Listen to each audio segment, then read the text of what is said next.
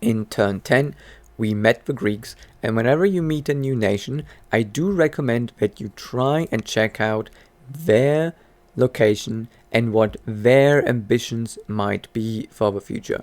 So the Greek start out at the edge of a map. You can see that there's the edge of a map over here. So they have no room really to expand over to the west. However, they have room over to the east if they go through the Hittites. So more than likely there's going to be tension between the Greeks and the Hittites, and you can already see that the Greeks are trying to get a foothold in these mountains.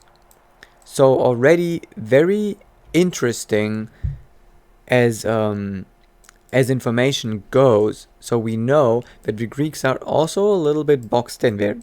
They're even more boxed in than the Hittites. That puts us in a very unique situation where we might have to ally with the Hittites in order to keep the Greeks from expanding. That tells me a few things, and we can now make a more informed decision about how we want to contact them. Currently, they are upset at us with a -10 penalty.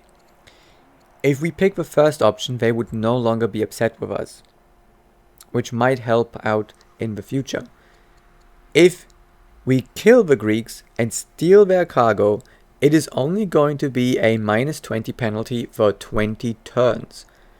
But we get 490 gold, and perhaps we can improve our relationship with the Greeks by perhaps spending 200 of that gold on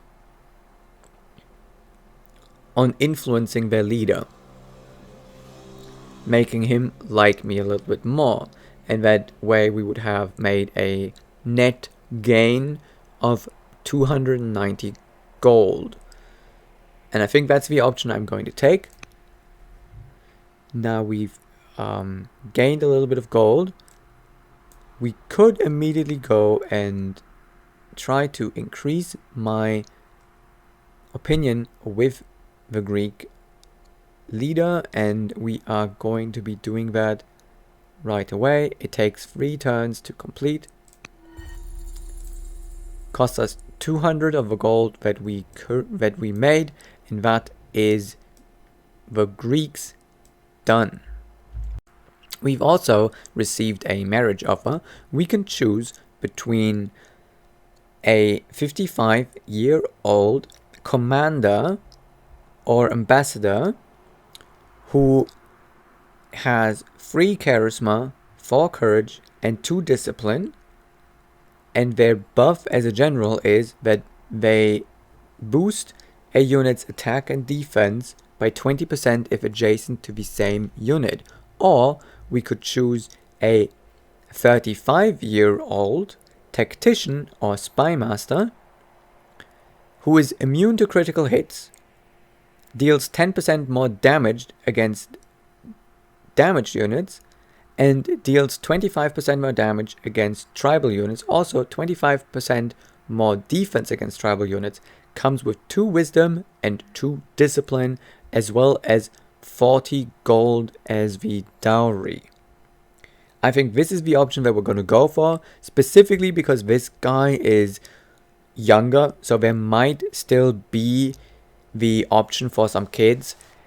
And I think more kids is always better, because you can get some resources from your kids. If you check my daughter and the Duke, who is my stepson, they do improve my resources. These resources can be improved by your kids, and they could also be trained to be good governors or good generals and so on. So this is the option that we're going to go for. Before we go to the next turn, I would like to point out that there is a connection between the Hittite kingdom and our kingdom through these mountain passes, and that the Greek army that we consider to be here isn't actually in fact an army, so they are more than likely not going to be able to take this city for themselves. In turn 11, we are then offered a truce by the Numidians, or rather we offered them a truce, and we can take the truce. It will cost us 1 legitimacy, but since we are going to go to war with the Thracians, I would like to be friendly with the Numidians. We also received some good news. Our daughter and heir could get more wisdom or become affable. Affable is a pretty good trait. However, we are already having a lot of growth anyway. So I think what we want is more science. This is the option that we're going to go for. We can settle our third city now, and we are going to go with another landowner city here. We are connected to our capital, so we do not need to go Ramesside. This is also another location where I will be building a lot of military, but it is also another location where I will be building a lot of urban districts. There is one crop resource that we can make use of, so I'm pretty sure we are going to go with the landowners here. Having a second location where we might now be working on creating a couple builders, or perhaps some other things that we might need. The first thing that we are going to build in here is either going to be a worker, a treasury, or a forum. I am leaning more toward a worker because we might be wanting to build a wonder relatively soon. At the front lines, we could step out here and deal damage to this unit. However, they're going to be spawning another unit in 3 turns. It will take another turn for our warrior to get down here, and it will probably take him 2 turns to get to the front line, meaning our warrior is going to be here by the time this unit spawns. If we step out here, we're going to survive 2 turns. So we could basically switch these out at that point. Meaning that we could potentially do some damage here, take some damage, and then switch these units and have this guy retreat and heal. 4 turns until our settler is done. So I think that is the best way. You might consider already retreating right now and to simply wait until you have both units. However, I think it is more valuable for me to go in and get this kill as soon as possible, and then once we have the kill, it is not going to spawn any more barbs, and this warrior can then hold this city location for us. We found a Greek spearman down here, so he's perhaps headed up toward this Thracian camp, meaning that the Greeks are more than likely going to claim this. Now, is this something that we want to contest perhaps? Would that be a wise decision for us to do? Looking at this location, if we were to contest it, it would give us a good base to be building military units out of. What you need to keep in mind is that any city that you found has to basically sustain itself.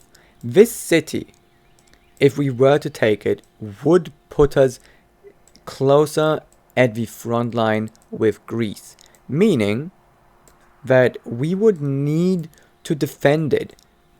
And so this needs to be a very defensible city, and it is. It has lots of hills. We can build lots of forts here.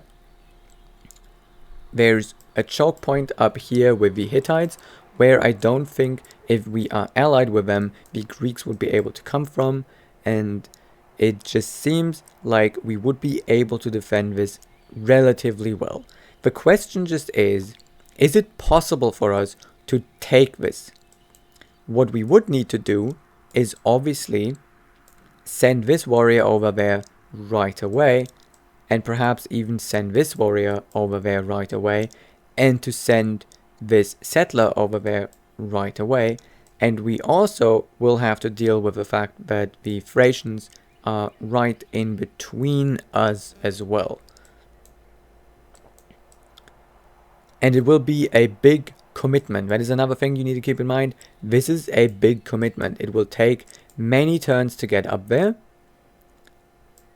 Whereas we have a decent amount of city locations down here, right? We have 1, 2, 3, 4, and it would benefit us more if we were to focus on the city locations that we have access to, rather than overexerting ourselves to get a city that we're going to have to invest so heavily into.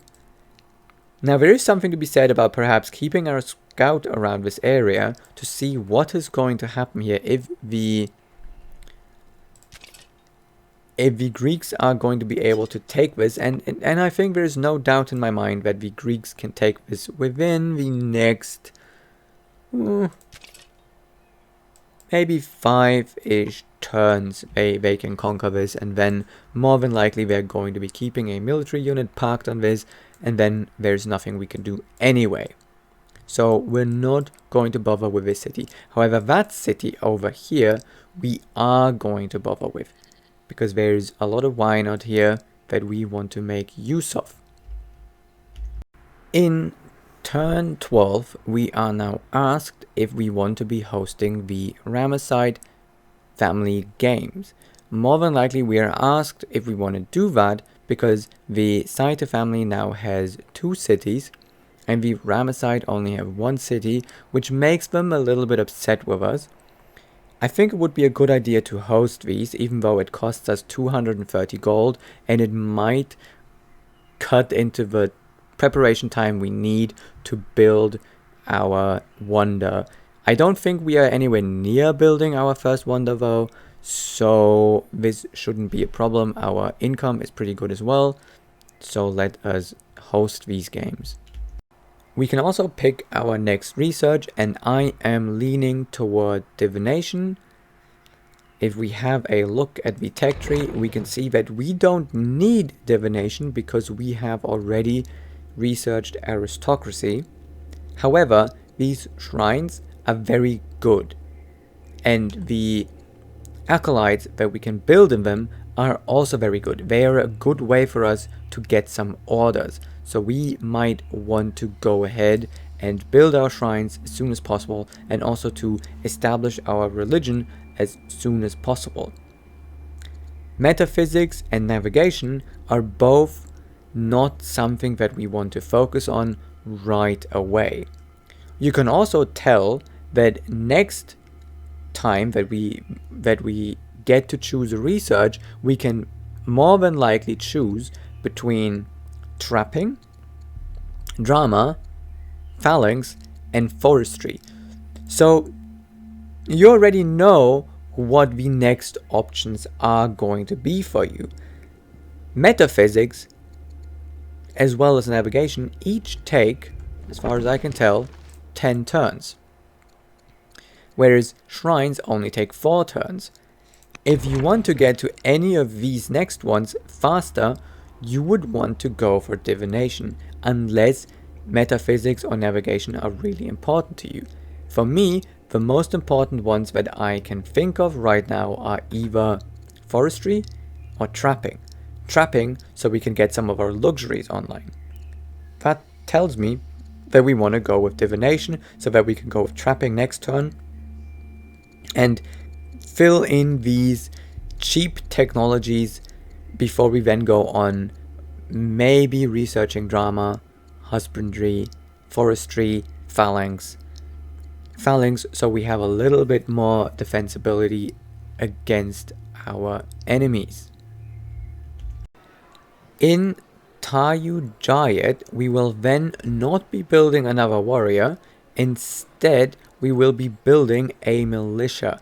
It only takes, well, it actually takes the same amount of turns. It's a little weaker, but I would like to gain a little bit of training from that. You can also see that our husband became timid in the meantime, meaning we're losing a little bit of training every turn from that. It's a little annoying, but nothing you can do about that. We are going to go with the militia here so that we can continue building military units, but also gain a little bit more training each turn.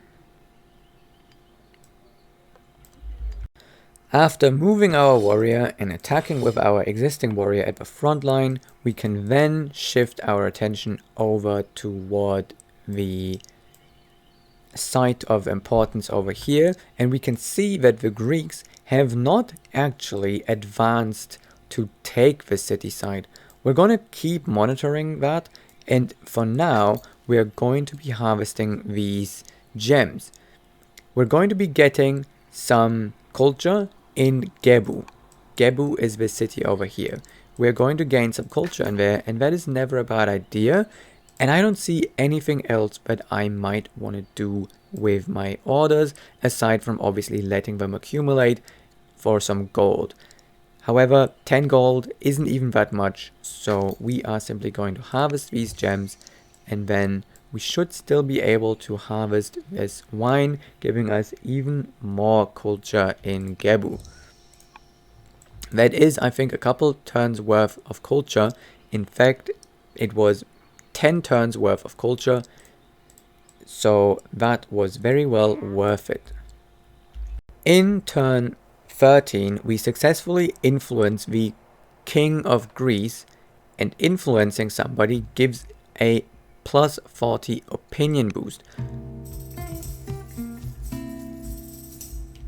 Our capital already reaches developing culture in turn 13 as well, and we can choose between gaining culture and losing some stress, or making the families happy.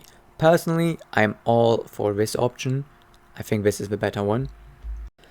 Our stepson, Thutmose, he could then become an engineer, a carpenter, or he could simply become more wise. I personally do not have any use for these traits, so I'm going to choose the wisdom. In Tayu Jajet, we are then done building the gem mine, and we can immediately move over to start the silver mine, giving us a lot of gold and adjacency. There is a choice that we now need to make in either continuing our militia or working on this miner. Personally, I think we have a little bit of time before this miner becomes really important, so finishing this militia unit is not a bad idea, personally, I think. However, we could also argue that perhaps this city of Gebtu might be more suited to making militia because it has more growth, and there is not really much else that we want to be doing in the city. So we are going to go ahead and we're going to prioritize the miner, because this will improve this city's ability to build military units by giving us +1 training per turn. Also, we are going to be building a +13 quarry over here in Gebtu. This is going to be the start of a hopefully very good stone economy for us.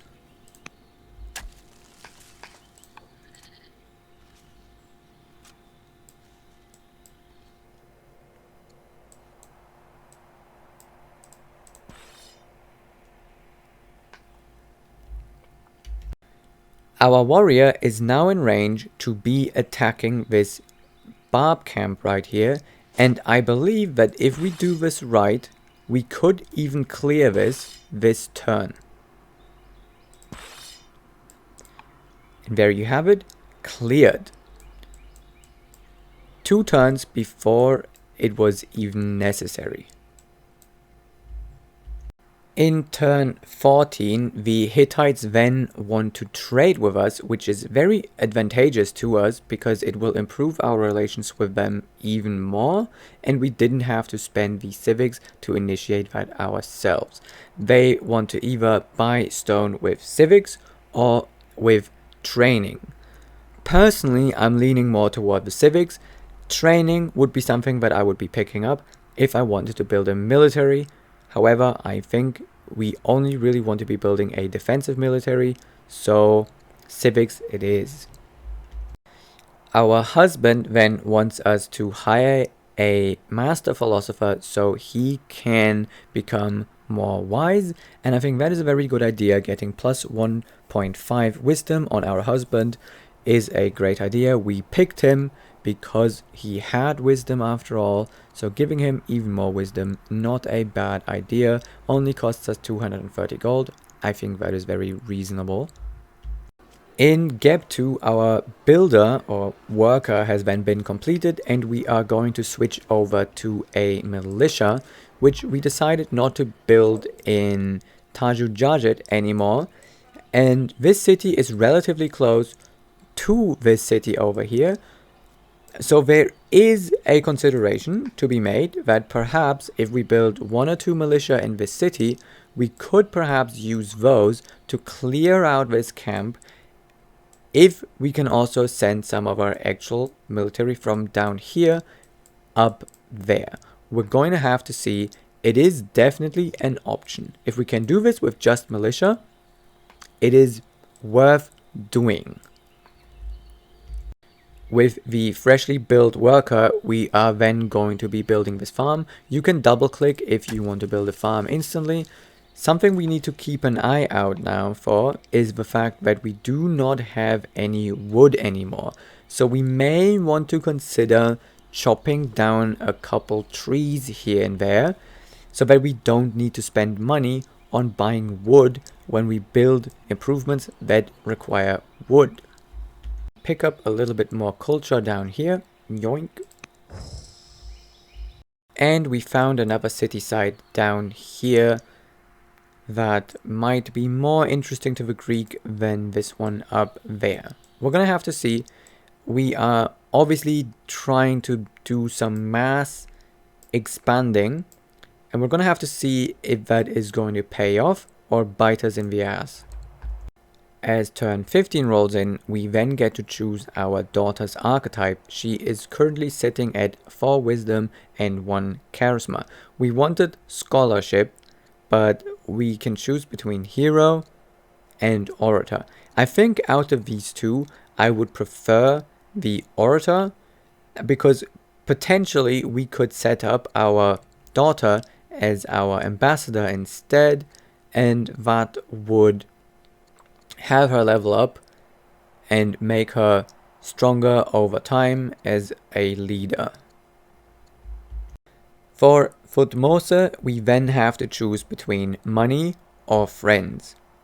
In his case, I think we are going to go for the discipline here, because 2 discipline gives us 18 gold per turn, whereas 2 charisma really only gives us 1.5 civics per turn, and we're making enough of those currently. On turn 16, we can be picking our next research, and because I want to be researching trapping, I think I'm going to go with a 200 stone, because this is a big amount of stone, and it's going to help us build our wonder. We can also settle our 4th city now, and this time we are going to be founding the Thutmose family seat right here, because there's really no reason for us to have the Ramessid or the landowners over here, and it's a decent enough city site for us to consider building a lot of urban districts.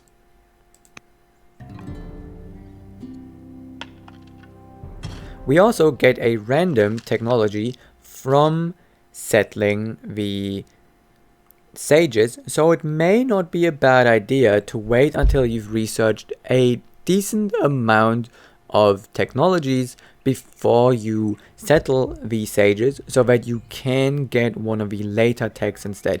In our case, we got sovereignty, which is a really good tech for us to pick up. As you can see, it is over here. We could now get constitution or go for tyranny if we had the civics to enact laws. We have a couple of laws that we have available, but no civics to be enacting them. This is one of the reasons why I have been going very heavily on civics with my first leader, because I do want to set up some of these really important ones like constitution, centralization, freedom. Freedom, personally, I think is a very important one. This city is then going to build a worker and a forum and a treasury. That is the build order in which we are going to build this. This city is now focused on building infrastructure, building things with civics, making a good and powerful city. I do not think that we are going to be able to clear this barbarian encampment with just this one warrior, given the fact that it has already been a couple of turns for them to grow some units. So we're going to be waiting until we have this unit healed up and our militia built here as well to then go down there. I have also decided that I will not be going to war with the Thracians until I have settled these two cities down here. These are my priority now. In 4 turns, we are going to be settling this city, or we're going to move our settler to settle this city, and then hopefully by the time we can build our next settler, we are going to have cleared this to settle this city. If in the meantime these cities have been conquered, then so be it. For now, it doesn't seem like the AI is sending any troops this way, so we can simply relax for now. On turn 17, we can then pick our next tech after we picked up our 200 stone, and I think this one is easy. We're going to be picking up trapping.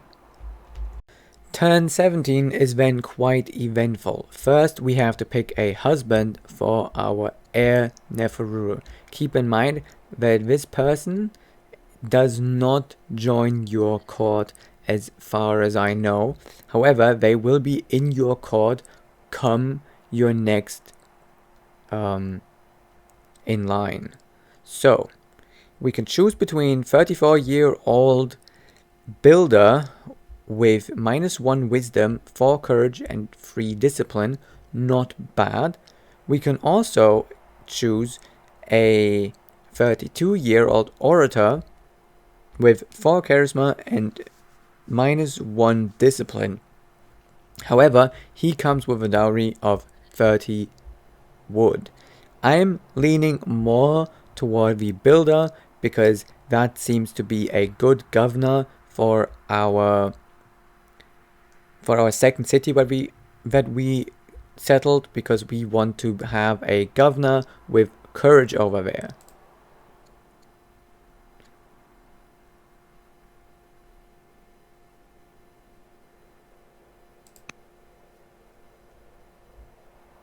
Then we get to see that Thutmose gains 2 courage, and we are asked to choose between tyranny or constitution.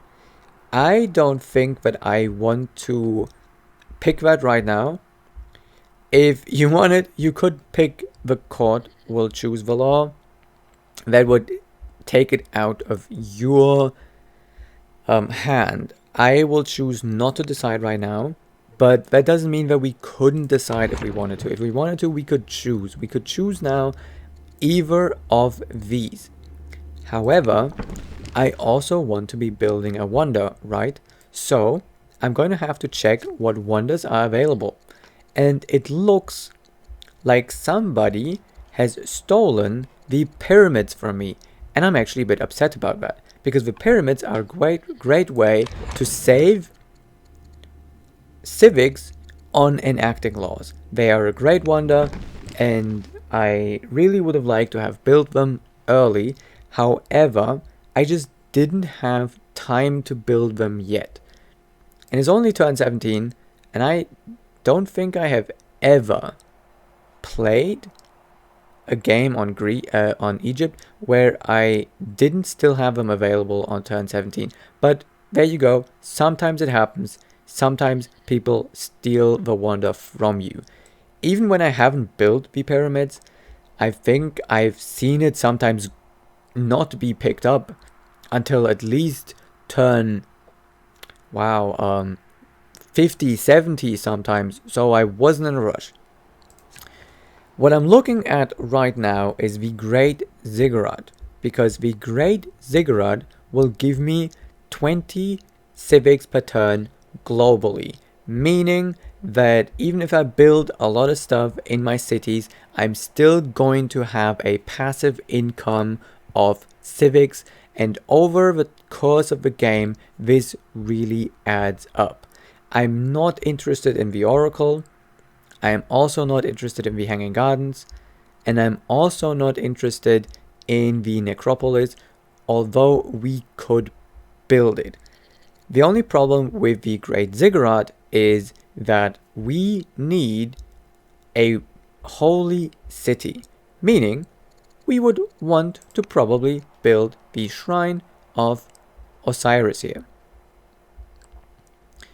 And the Shrine of Osiris, we are more than likely going to be building next to this volcano. And we're going to have to choose exactly where to do that. We could do it over here,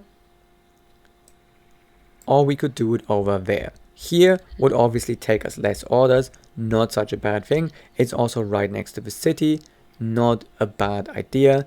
I'm leaning toward that. I would really love if there were some more map markers for this, so you could actually plan out your cities a little bit. But what I'm looking at here is that I'm more than likely going to be putting a hamlet here. And then I am going to be putting a Odeon more than likely here.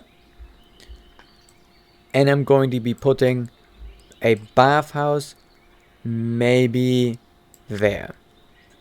Although this city is not a city where I will be focusing on Odeons or bathhouses, so perhaps instead of that I am going to be building other things in this city.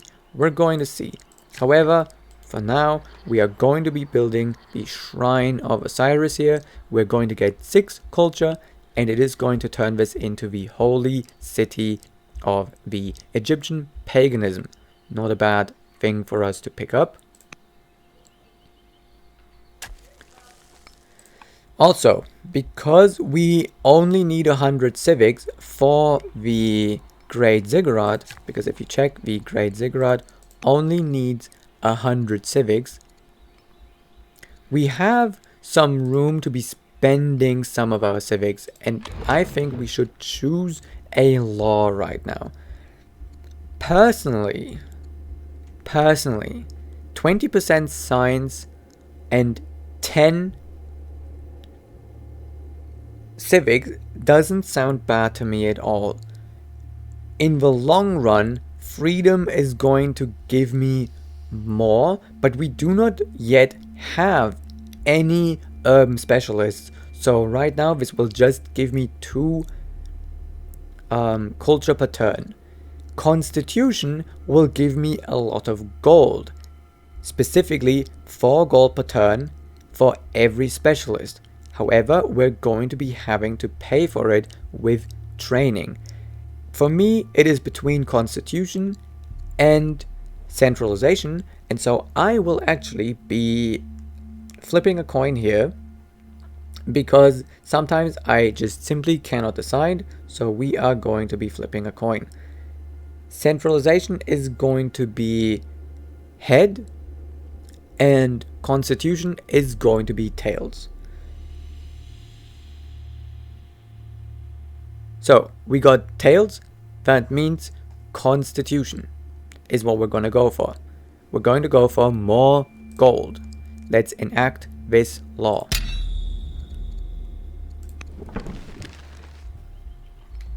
Here's an interesting situation.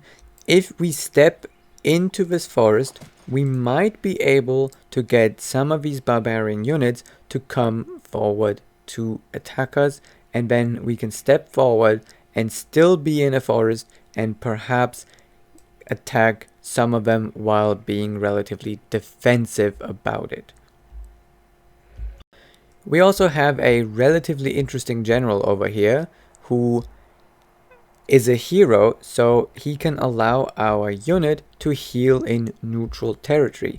He also lets my unit deal 10% more damage if damaged. So not a bad pickup, even though he doesn't provide a big boost in combat strength and we're losing a little bit of our defense. I still think that he is a relatively good pickup, and over time he might even get better. In turn 18, the Hittites are then asking us for our gems that we have just finished improving. We can get a court minister or a court merchant for that. The court minister that they are offering us here is this diplomat lady that has dealmaker as her trait, so that we could actually be building some caravans with her if we were to establish her as a governor, and I quite like that. Also, it will improve our relationship with them by a significant amount, I would hope. Oh, actually, maybe it won't, but either way, I'm going to be sending them the gems so that we can gain a court minister. And there she is. We now have a court minister from the Hittites in our court. There she is. We will want to establish her as a governor, most likely in Gep2. Don't fret, you can get your gems back. It actually says that you are sending gems to them right there, and you can get them back. It just takes 10 turns, and you will have to take a -40 penalty. I think that is more than reasonable enough. We can deal without these gems for the time being. Then we will want to send this worker down to this marble to improve it.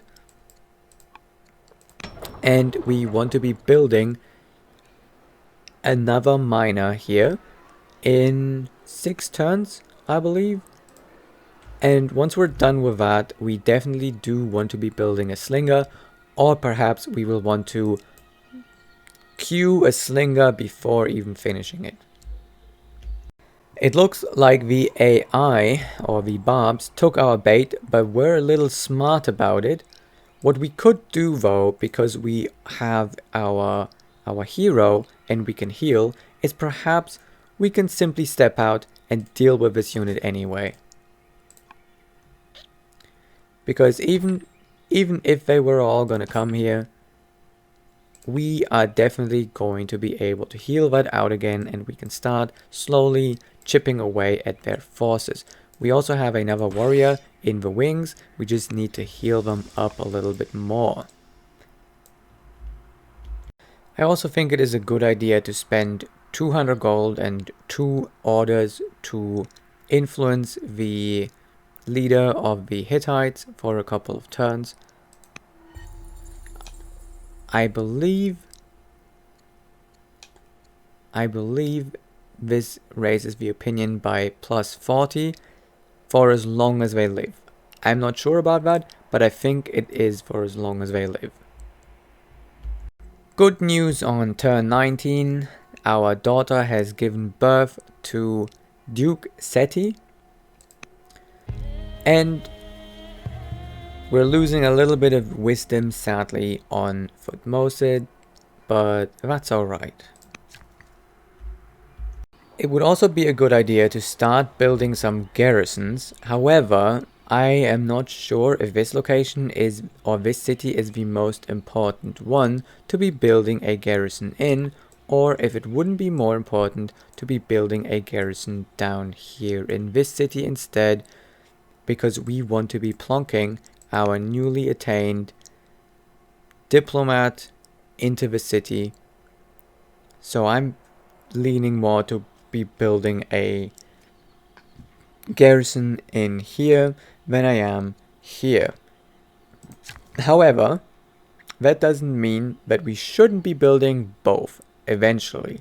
The question is just, do we build this here right away or do we wait?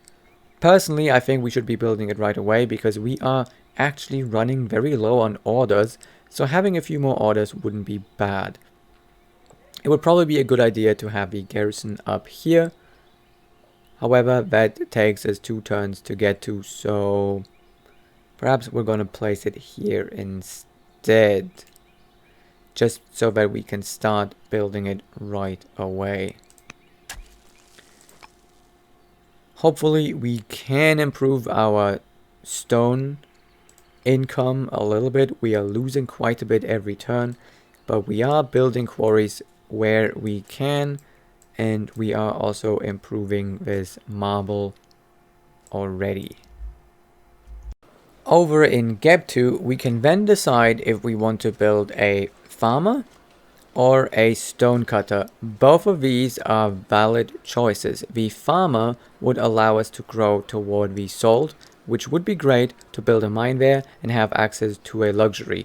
However, this is a landowner city. We can simply buy this tile and then grow to this naturally. On the other hand, our stone economy is really bad right now, so having a stonecutter might really help. We're also getting some gold and some civics from that, so I think this is what we are going to go for.